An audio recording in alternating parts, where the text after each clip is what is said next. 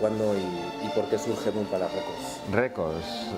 Surgió en el 2003, porque bueno, un año antes, como un año y pico antes o así, empecé a escribir en internet, a hacer críticas de discos así, en otras páginas, y cuando se me acumuló algún material decidí que igual era el momento de montarme yo mi propia página web. Me hice un tutorial ahí de Dreamweaver y me monté la web y para hacer yo mis críticas y poder manejar yo a mí ahí, después de que se me quedase alguna entrevista colgada, que había contactado con algún grupo americano, no acababa de salir, dije, mira, pues me hago una página y lo saco yo.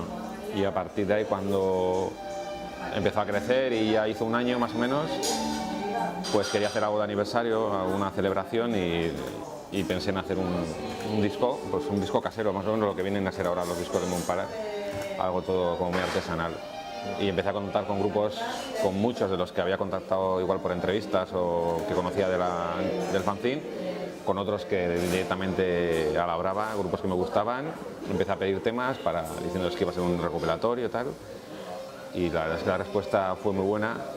Y cuando empecé a recibir los temas y vi el volumen que estaba cogiendo eso y lo bueno que me parecía a mí que estaba siendo, pues decidí que había que darle un formato un poco más convencional y sacarlo ya en plan al mercado, que no quedase en algo tan minoritario. Y eso no fue algo premeditado, o sea, fue algo puramente circunstancial. Eso es. Tú venías del mundo de escribir, ¿no? Sí, de hacer. No había hecho. Fanzines. Sí, eso es, un fanzine totalmente amateur, de hacer críticas de discos, de conciertos, de libros, de entrevistas. Y así empezó todo. Y eso, como que ya conocía a grupos y tal, pues les empecé a pedir. Y cuando vi que estaba quedando un disco como muy chulo y muy. Pues no sé, me estaba dando hasta reparo que solo se quedase en eso. Entonces dije, bueno, pues me voy a lanzar de cabeza y contactar con Fuen, que es una discográfica que entonces también distribuía y tal. Y me echaron un cable con todo el tema legal y tal, y distribuyeron el disco. Y bueno, fue un lanzamiento convencional de 1000 copias en fábrica, tal. Y bueno, salió, las críticas fueron muy buenas y se vendió por lo que se vendió. Tampoco, todavía habrá cajas por ahí, yo creo que en Fuen, en Barcelona, con ese recopilatorio, pero bueno, eso es, digamos, una muestra perfecta de lo que era el fanzine y lo de que me gustaba en ese momento, y a día de hoy lo que me sigue gustando. O sea, a día de hoy lo sigo poniendo 10 años después y me parece un disco muy bueno y que todavía encaja perfectamente en mis gustos. Siempre hablas en primera persona, en singular, o sea, sí. Desde el minuto uno, desde el principio, desde cuando comenzaste a escribir, tanto el fanzine como todo lo que ha venido detrás, siempre ha sido un trabajo en solitario. Sí, bueno, en el fanzine luego ya sí que empezaron a colaborar amigos. Primero amigos de mi círculo más cercano, que también con intereses comunes, pues se empezaron a colaborar con críticas de discos, etcétera. Luego gente que igual conoció el fanzine, le parecía interesante y pues igual me contactaba para colaborar y bueno, pues dependiendo quién o la circunstancia o la carga de trabajo, lo que sea, y empezó a entrar gente, pues un colaborador de Valencia, de Barcelona, tal, gente que escribía puntualmente. El peso recaía en mí y de hecho por eso al final desapareció el fanzine, porque llegó un momento que era mucho peso, yo estaba muy saturado y yo a mí mismo me metí en una rueda para tener contenidos, intentar estar al día de todo, y eso iba creciendo la bola con internet, cada vez más música disponible, más lanzamientos a los que podías acceder, y me metí en una rueda que me estaba agobiando de algo que pensaba que era a lo que más iba a disfrutar, que era poder tener acceso a toda la música del mundo, como bien dice, pues me estaba agobiando. Era un momento que digo, es que estoy todos los días, que a ver qué ha salido, para escuchar, para hacer una crítica, para mantener esto un poco en pie. Y dije, bueno, es que yo no estoy para esto es para disfrutar y prefiero parar, tomarme mi tiempo y dejar de saturarme con novedades o con lo que sea. Y ahí acabó el fanzine, pero bueno, el sello, una vez lanzado el primer disco, ese recopilatorio, me picó el gusanillo y seguí haciendo cosas. O sea, que el inicio del sello puede ser como la trayectoria, el punto final del fanzine y el punto inicial de una parte más lúdica. Hubo unos años, un tiempo, en que funcionaban a la vez. De hecho, el fanzine acabó en 2008, yo creo, y el sello nació en 2003. Hubo unos años ahí de... Pero bueno, el fanzine también los últimos años cada vez tenía menos contenidos, me costaba más actualizarlo. y bueno, fue como un poco la cuesta abajo hasta que al final dije, bueno, esto hay que acabarlo porque tampoco dignamente. Y eso, y el sello pues nació en el 2003 el primer disco, pero bueno, sí que me entró gusanillo de seguir haciendo cosas, pero salirme un poco de la rueda del mercado, decir, o sea, quiero hacer cosas, pero hasta donde yo llegue, sin tener que meter aquí un montón de pasta, sin tener que pelearme con buscar una distribución para que pongan mis discos en las tiendas, tener que pedir cuentas, cuántos discos has vendido. Dije, mira, lo hago yo solo, en casa, en plan artesanal, y hasta donde llegue, llego.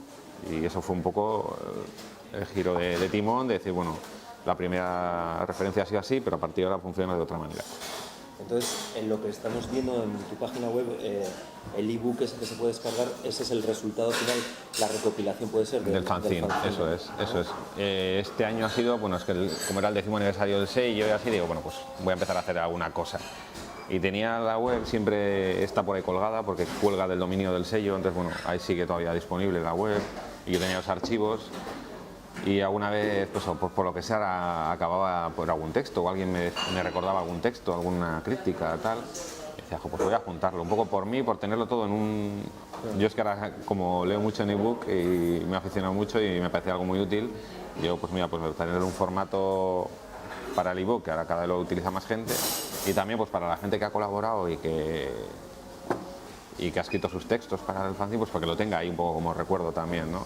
Entonces, bueno, pues me pegué un curro de editar todos los textos que estaban en formato HTML pillados de la web, porque ya no había archivos de Word ni nada, pillar todos, copiarlos, pegarlos, pasarlos a un programa de edición de textos para ebooks, una locura, maquetarlo más o menos, quitar todas las fotos, dejar los textos, que fuese más o menos uniforme, y nada, y lo colgué hace unos meses y está en Archive.org ahí colgado, y bueno, para que el que quiera que se lo baje y le eche un vistazo a lo que fueron esos años esos 6 años creo, al final. Y ahí lo hemos visto, ¿no? Tiene una especie como de epitafio que pone, y sí, como vino, se fue. Sí, un poco porque nunca ha sido algo muy popular, nació poco a poco siendo algo pequeño, y se fue pues un poco también con la boca pequeña, y bueno, mandando un email a mi lista de correo y diciendo, pues explicando las razones, y nos vemos y seguiré por aquí y tal, pero bueno, sin sacar demasiado ruido nunca. Entonces fue como un poco, pues vino poco a poco y se fue también sin que mucha gente se enterase. Bueno, y llegó Moon Palace Records entonces. Sí. ¿Y Moon Palace Records? ¿Por qué el nombre de Moon Palace Records? La verdad es que ahora Moon Palace se ha convertido casi en una palabra que no tiene significado. Para mí es como pues, una taza, un teléfono, lo que sea, es una palabra más de mi vocabulario, ¿no? Interiorizada totalmente. Pero si me pongo a pensarlo me parece hasta un poco... No te voy a decir hortera, pero igual un poco hasta como un palacio, el Palacio de la Luna, es como muy grandilocuente, ¿no? Y tal. Pero entonces era un libro que pues en aquellos años yo me enganché muchísimo a los libros de Paul Auster, y el Palacio de la Luna era uno, y me parecía un nombre como muy... que podía encajar, o que era muy chulo. Y bueno, lo puse en inglés, Moon Palace, pues al final me parecía... Y aparte, todo el mundo lo relaciona directamente con el libro, pero también hay mi disco favorito de un grupo que me gusta mucho, que era Luna, tiene una canción que se llama Moon Palace también, y entonces bueno, me pareció que pues, encajaba en un libro que me gusta mucho, una canción que me gusta mucho, el nombre me gustaba y me gusta, y bueno, pues para adelante. También hay una pequeña historia entre Moon Palace y tuviste la oportunidad de conocer a Paul Auster. Yo creo que se quedó un poco, bueno, cuando vino aquí de jurado del festi, hizo una presentación de, no me acuerdo qué libro, una charla, presentación en Oquendo, en la Casa de Cultura, y bueno, íbamos ahí todos con nuestros libros para que nos firmase, haciendo cola, y yo aproveché y le di pues lo que era la primera referencia, y luego hice un recopilatorio de siguientes cosas, 2 discos, entonces me quedé al final ahí un poco a la expectativa que se puso todo el mundo, y fui ya, y tengo el libro firmado en casa, y le di los discos, se quedó como... ¿Le explicaste? Le dije, yo creo que me entró un poco en canguelo y dije, bueno, si esto es, mira, tengo una discográfica que se llama también Moon Palace, no sé, por el libro y tal. Y yo creo que se quedó en shock que no sé si estaba pensando, llamo a mi abogado para que le denuncie o le doy las gracias. Se quedó así y tal, y yo me largué para un lado y no sé, nunca sabe, supongo que lo habrá escuchado. Tengo una hija cantante y supongo que tiene inquietud musical. Sí, ahí en España un tío, un pirado ha sacado. Y bueno. Sí. Bueno, otro de tus grandes retos es que Impala Records hoy por hoy es una discográfica con 10 años de trayectoria, pero es una discográfica muy atípica por las características ya de tamaño. Bueno, vamos a ver, ya nos vas a explicar el tema de edición, pero sobre todo, o sea, el lugar donde tú lo realizas, ¿no? Explícanos más o menos dónde lo realizas y bueno, nosotros entendemos que eso es un reto, ¿no? Sí, pues digamos que Impala Records ocupa, digamos que menos de lo que ocupa esta mesa podría ser. Es una mesa que tengo en mi casa, que antes tenía una habitación más o menos a mi disposición, pero cuando nació mi hijo, la discográfica pasó a un segundo plano, lógicamente, o tercero o cuarto. Y entonces, pues nada, mi discográfica realmente, donde hago todo lo relacionado con los discos, es una mesa, con unas baldas, con material, una mesa con mis cosas, y ahí es donde hago todo, con mi impresora, mi scooter, sellos de caucho, todo el material alrededor, y me muevo en 1 metro cuadrado, digamos. Y a partir de ahí, pues eso, si hay ocasiones en las que son temas que igual han editado de alguna otra manera que yo los vuelvo a editar, son temas totalmente inéditos, un poco de todo. Es que ahora ya además no es como antes que, no sé, yo he sacado discos que es que solo estaban las canciones en mi disco. Ahora ya, sobre todo con Bandcamp, es que un grupo en cuanto graba los temas lo sube arriba. Tengo un nuevo disco, nuevo single, nuevo lo que sea, aunque no tenga sello, y yo también lo haría si tuviese un disco. Te pones en contacto con ellos y ellos producen esas canciones exclusivamente para ti. Depende. Hay casos que sí, que me han pasado temas exclusivos. Tú las compilas y... Eso es, y luego, por ejemplo, ahora más últimamente, porque ya prácticamente todo el mundo tiene subido su música en algún sitio, en Bandcamp sobre todo, pues igual yo lo que hago es el formato físico. Por ejemplo, la Mica, que son unos chicos suecos, que es el último lanzamiento, ellos tenían sacados digitalmente, solo subidos a internet, un EP. Y tuviste la forma física. Eso es, y como iban a sacar un nuevo EP ahora, pues dijo, juntamos los dos en un disco y yo hago 100 copias del formato físico del disco. Sí. Luego entraremos en la parte física y tan cuidada que está. Ahora, comentando todo el proceso este, ¿no? de producción y de edición, incluso vas más allá, ¿no? Porque no solamente es una parte física de hacer tangible el disco con el packaging y todo esto, sino que incluso has llegado a traer grupos, o sea, sí, has traído grupos. A mi cuenta y riesgo un par de veces, la verdad, porque hay que reconocerlo, las propuestas que muevo yo no son demasiado, son bastante minoritarias.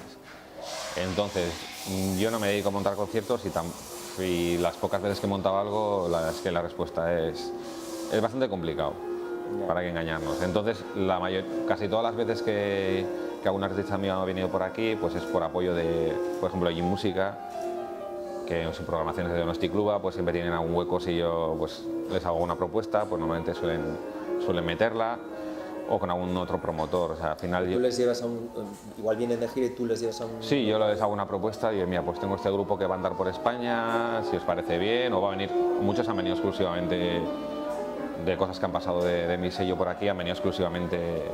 Chris Ekman vino de Eslovenia a tocar a Donosti y se volvió a casa a los 2 días. Sleeping Dog venían de... ¿Cómo se llama? Chris Ekman de Walkabouts, vale. Vino de Eslovenia, pasó el fin de semana y se volvió a casa. Gregor Samsa venían de Italia, de una tirada, hicieron un concierto aquí, y luego se fueron a Barcelona y luego ya al resto de Europa. House of Gold sí que hizo una gira, un poco o aprovechando giras, o si no, bueno, ha habido veces que si se ha podido y cuadra todo en los números, pues exclusivamente al concierto aquí. O sea, para que una persona haya venido desde Estonia, Eslovenia hasta aquí, pase un fin de semana, yo creo que la relación debe de ir puramente algo más allá de lo musical. Sí. Quiero decir que como es una discografía típica y tan pequeñita, el vínculo que tienes con los artistas trasciende más allá, claro, de la producción y de la edición, ¿no? ¿Seguís manteniendo relación? Sí, claro. ¿Qué tipo de relación? Pues Chris Ekman, por ejemplo, le conocía pues en el primer recopilatorio, que es del 2003, hay un tema de los Walkabouts, que es un grupo que siempre me ha gustado mucho, y a partir de entonces pues manteníamos contacto. Yo le pedía su lista de votos de lo mejor del año para el fanzine, él siempre votaba me iba contando novedades, tal, y cuando surgió la posibilidad de un concierto aquí, hace unos años, pues me dijo que le parecía bien un concierto en solitario y se vino con la mujer a pasar el fin de semana. Estuvieron cenando en casa, tocaron y un tío encantador, y es un tío que ha tocado en escena con REM, ha tocado en medio mundo, ha sido, no sé. Y bueno, y ese rollo personal es el que... Es la parte gratificante eso también es, efectivamente. de la discográfica, ¿no? Todo lo que te reporta más allá Claro. no sé, ¿no? La satisfacción de producir un disco, eso que te llevas, ¿no? Ese directo, ese unplugged, ese making of, Eso es, que lo disfrutas tú eso solo. es, claro. Luego traer a gente de fuera y que se queden a gusto con el concierto, que todo vaya sobre ruedas, pues al final es también para el artista es un plus, al final decir que bueno, que no es solo sacar el disco, si hay posibilidad de hacer algo más. O incluso posibilidad para ti también, para que a través de esa relación que te den a conocer Claro. ellos mismos, ¿no? Porque tendrán llegada muchos de ellos. Sí. Bueno, por ejemplo, el caso de ese Chris Ekman fue curioso porque mandamos un concierto en el Ugarit con Chris Ekman, Sleeping Dog, que es un grupo belga, bueno, una chica, pero bueno, tocaban con un grupo, y no se conocían y interactuaron mucho allí, y luego ella colaboró con él en un siguiente disco poniendo voces. Entonces es algo como que, o sea, me llena de orgullo, ¿no? Claro. Que ese día se conocieron, encajaron y a partir de eso surgió un proyecto nuevo y bueno. Vale, y más o menos ¿cuál suele ser el promedio de edición al año? Pues en 10 años han salido 26 discos, así que te diría que unos 3 discos. Contando que este año salgan, no sé, te diría que 2 como mucho, pues unos 3 al año. Tampoco, sí, 3 al año. Hay veces que se me acumulan y salen los 3 en 3 meses y otros, pues nada, al final es la oportunidad. Cuando te cae y dices, es que esto tiene que salir ya. La oportunidad de la discográfica física, ¿no? De que te den más opción o Claro. menos horas de trabajo. O sí, muchas veces por mí o muchas veces por los grupos que dicen, es que este disco lo quería sacar el mes que viene y tal, y digo, mira, pues dame un mes y lo intentamos hacer, ¿no? Y bueno. Bueno, también se publicitará en medios de comunicación. Sí, yo sí que intento que haya, pese a lo minoritario del sello, sí que intento que haya promo, pues enviando a sitios, y porque al final a mí me gusta que hablen de mis discos, Claro, que la gente lo conozca. Y bueno, y también me parece que para los grupos que luego su disco aparezca en prensa, pues bueno, también yo creo que es importante. A ver, aparte del reconocimiento, es una forma eso de promoción, ¿no? Claro. De darte a conocer. Bien, ya son 10 años de recorrido, de trayectoria. ¿Qué queda de la idea original, ¿no? ¿Qué cambios, qué transformaciones, qué cosas se han podido quedar en el camino, ¿no? O sea, son 3 preguntas más o menos. Una, ¿qué queda del principio? ¿Qué se ha quedado en el camino, ¿no? Y qué sorpresas te ha deparado el presente que no contabas, ¿no? Que puede haber en positivo. Pues queda sobre todo ese espíritu, eso de querer hacer las cosas que me gustan, o sea, sin ningún tipo de presión por ninguna parte, hacerlo todo a mi aire. O sea, al final es un sello unipersonal, entonces todo lo que sale es algo que a mí me encanta, que en un momento dado he llegado a ese disco por lo que sea y me vuelve loco y me gusta. O sea, no tengo ningún tipo de presión comercial, por supuesto. No tengo que sacar un disco, pues si se vende o no se vende.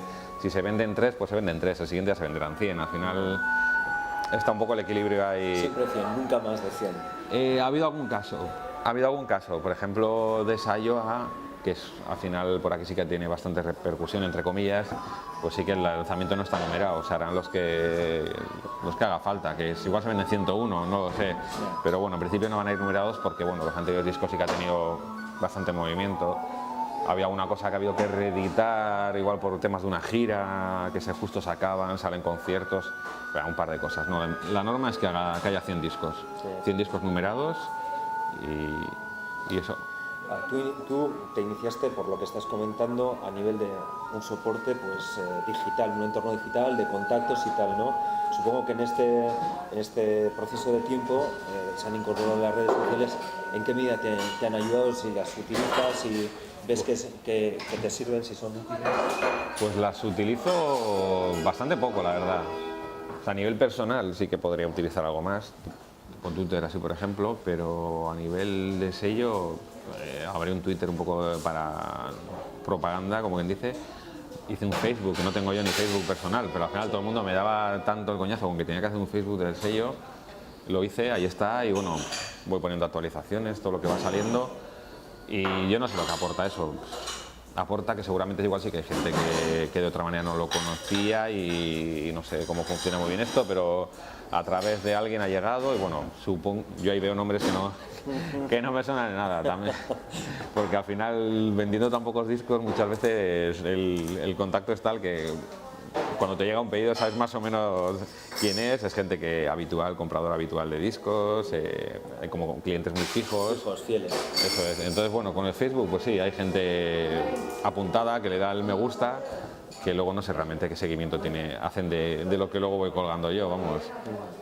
Pero bueno, no sé, en mi caso tampoco tiene demasiado, no creo que me aporte demasiado. Realmente lo que a ti igual te aporta, aparte de la satisfacción de editar y de producir un álbum y conocer a todos estos artistas también, por lo que has dicho, ¿no? La parte física. Está clarísimo que tu discografía cuidas muchísimo, ¿no? La imagen, ¿no? Sí. El estilo a gusto, no solamente en la elección de los artistas, sino de la estética, ¿no? ¿Qué punto hay de Juanra o de Moon Palace Records de autodidacta en esto, o si tenías un background dentro del mundo de la fotografía, del diseño? No, porque realmente hay un trabajo muy potente, con mucho peso. Pues la verdad es que para nada, no tengo ningún tipo de formación ni conocimiento. Bueno, te diría que hace 12 años hice un curso antes de empezar a trabajar, que no trabajo nada de esto, relacionado con esto, por supuesto, y hice un curso de diseño gráfico que me enseñaron a usar un programa, Freehand, y me gustó el mundillo, me interesó y es lo que básicamente es mi herramienta de muchas ¿Las fotografías son tuyas también? Sí, no, todo lo que uso lo hago yo, sí. Todo lo que hay de fotos, o sea, ha sido una necesidad estética por supervivencia, ¿no? Sí, al final es como que me he hecho a un formato, que son las cajas estas de cartón que utilizo, tal. Eso es, ¿qué materiales utilizas? Sí, básicamente me gusta mucho el cartón.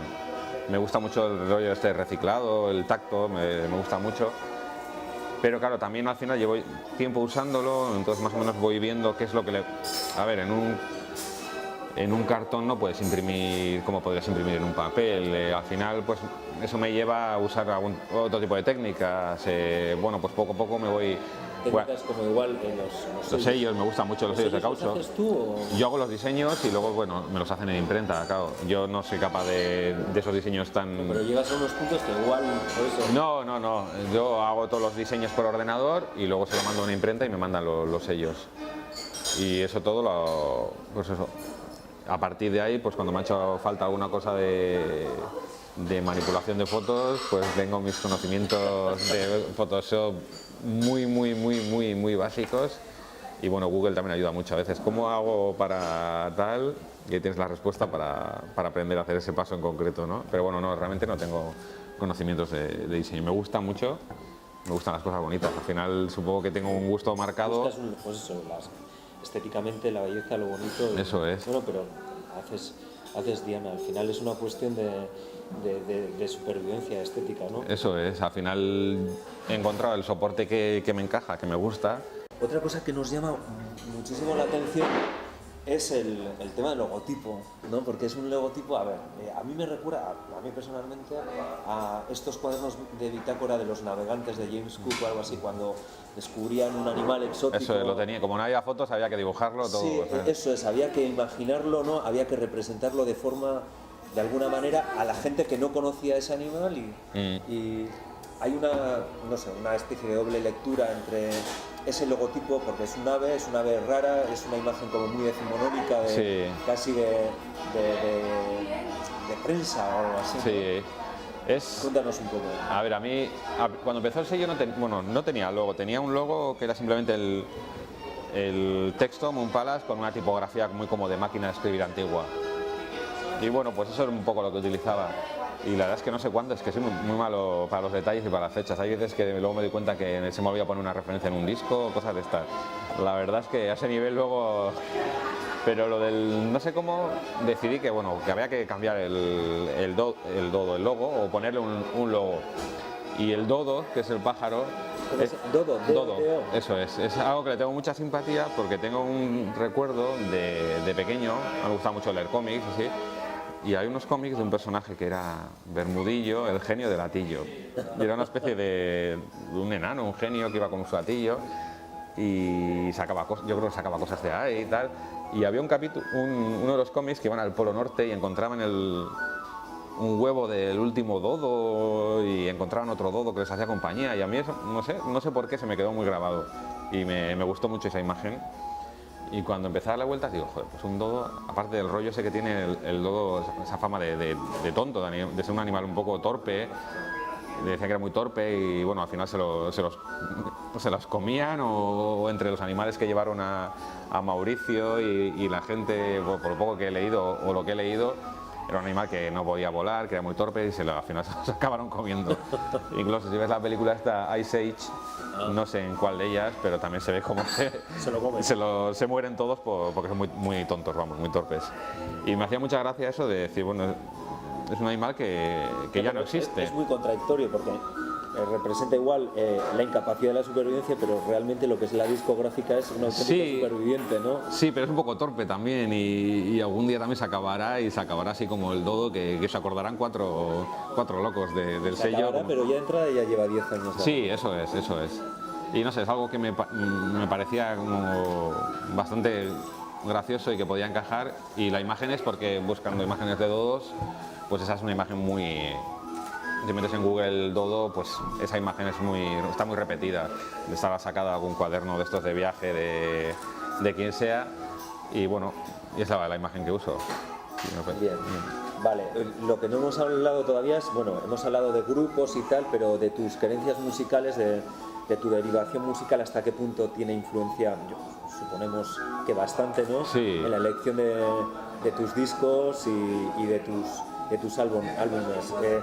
Si hay algún tipo de preferencia de algún género en concreto sobre otros, sí, ¿es solamente uno o aunque yo diga que bueno, yo realmente escucho de todo, puedo escuchar generalmente lo que más me gusta es en la onda en la que funciona el sello, que es una onda igual más melancólica, más de bajona, más tristona así, pero siempre muy melódica. Yo creo que en el fondo, a ver, yo soy muy popero, entonces a mí la melodía es lo que al final se me queda. Entonces yo quiero pensar que mis discos son todos como un tono bajo, un tono pausado, melódicos en el fondo. Y bueno, es lo que más me gusta, pero no es lo único que escucho. Yo en mi casa escucho de todo, pero eso es lo que más me gusta. ¿Tus grupos personales, los que estás escuchando ahora?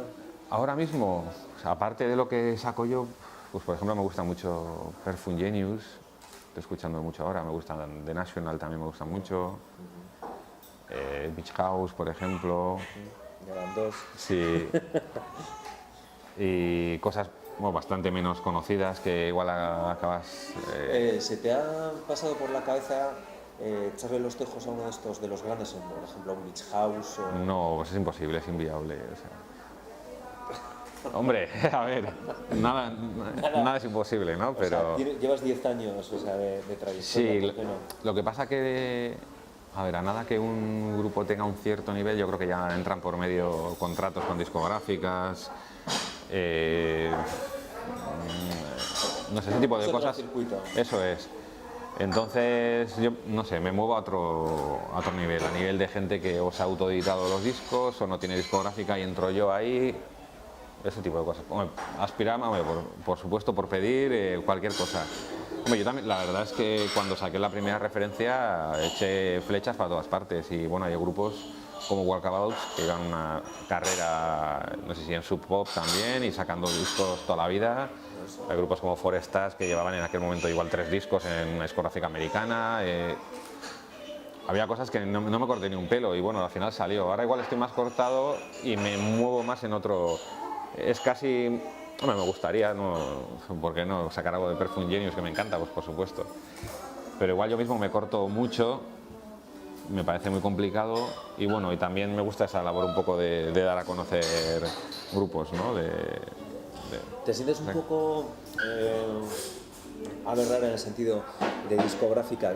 ¿Tienes constancia de si existen por aquí a nivel del Estado más casos como el tuyo de gente con discográficas pequeñas? Hombre, sí que hay cosas más a nivel te diría igual más a nivel netlabel, igual de sacar cosas digitales, así con formato físico. Con ese formato tuyo artesanal, de que, o sea, es que lo haces todo hasta... Hay cosas de... A ver, hay discográficas pequeñas que de 200 tiradas, por ejemplo, sobre todo ahora con el tema del auge del vinilo, singles de vinilo, etcétera. Son discográficas pequeñas, pero igual no sin ese toque artesanal de que al final hay que hacerlo todo, como lo hago yo en casa, desde grabar los CDs en un CDR a poner los títulos. O sea, que alguien que lo haga artesano como tú hasta el final no tienes constancia. No, de fuera sí que he visto algún sello, cosas muy chulas además también. Pero aquí sí que hubo un sello como Birra y Perdiz, que Birra y Perdiz, un sello de Madrid que nació, bueno, pues porque un muy buen amigo mío cogió la idea, le gustó y bueno, digamos que fue un poco... Le introduje un poco en aspectos o sea, que fue un poco, tú fuiste un poco el catalizador, fue a Sí, eso es. Y existió, desapareció ya, ha acabado y bueno, yo sigo ahí. No, bueno. Pero bueno, no sé, a ese nivel tan pequeño, no lo sé la verdad. Yo no lo conozco por lo menos. Sí, o sea, es lo que dices, ¿no? O sea, tú fuiste el catalizador, pero ha tenido una vida más corta al final. Sí, en ese caso sí. Como decía Germán Copini en los 80, ¿no? En Golpes Bajos, malos años para la lírica. Muy malo. ¿Qué te iba a decir? Con el tema este de... Bueno, no sé si a ti, supongo que también te afectará el tema de las descargas gratuitas, los emules y todo esto. No, ¿Son malos años para la lírica para ti? Para mí, o sea, en general, por supuesto que sí, pero para mí realmente, o sea, yo saco 100 copias. Ya. Entonces, si se ve... A ver, hay discos que se venden bastante rápido, otros que llevan años en casa y que no se venden ni se van a vender nunca. Entonces, para mí, a ese nivel, casi que aparezca un disco mío en un blog para descargarse, es casi me hacen hasta promo. O sea, igual así llegaría a más gente. Ya. Yo tampoco, o sea, aunque haya un disco que reviente y que de repente se pusiese a descargar, todo el mundo lo conociese y fuese un súper éxito, yo no tengo capacidad para ir más allá de lo que hago. Entonces, si hay un grupo que reventase y necesitase más proyección, tendría que ser por otra parte. O sea, yo no me puedo meter ahora a otros niveles. Yo hago mis 100 copias en casa, entonces a ese nivel, daño, no, porque realmente, más o menos, además muchas veces, a veces me equivoco, pero cuando voy a sacar un disco ya me imagino cuál se va a vender y cuál no se va a vender. Y cuál se va a quedar en casa. Pero bueno, porque igual hay veces que sacas a un grupo que no toca en directo, que es totalmente desconocido, es lo primero que saca. Entonces, bueno, pues para mí hasta eso sería hasta un favor que en alguna página pusiesen su disco para descarga, ¿no? Al final un poco el boca a boca. Pero bueno, a veces ni eso. Bueno, ya para terminar, ¿cómo ves Mumpala Records de aquí a 10 años? Porque tiene futuro, o sea que... ¿Cómo te ves? ¿Ha evolucionado? ¿Seguirá el mismo soporte? ¿Cómo te ves? Yo me imagino que sí, de seguir así, yo creo que sí. Haciendo cosas nuevas y igual le encuentro de aquí a 3 años a un soporte que me viene mejor que el que utilizo habitualmente, con rollo de cartón y eso.